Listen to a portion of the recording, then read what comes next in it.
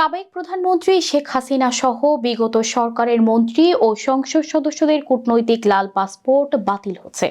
Passport অধিদপ্তর তাদের passport বাতিলের প্রক্রিয়া শুরু করেছে বলে স্বরাষ্ট্র মন্ত্রণালয় থেকে নিশ্চিত করা হয়েছে। এসব গুরুত্বপূর্ণ ব্যক্তিরা আর পদে না থাকায় তাদের লাল পাসপোর্ট বাতিল করার জন্য স্বরাষ্ট্র মন্ত্রণালয়ের সুরক্ষা সেবা বিভাগ থেকে বহিরাগমন ও পাসপোর্ট অধিদপ্তরকে মৌখিক নির্দেশনা দেওয়া হয়েছে। এ বিষয়ে প্রক্রিয়া শুরু করতে পাসপোর্ট অধিদপ্তরকে নির্দেশনা দেওয়া হয়েছে।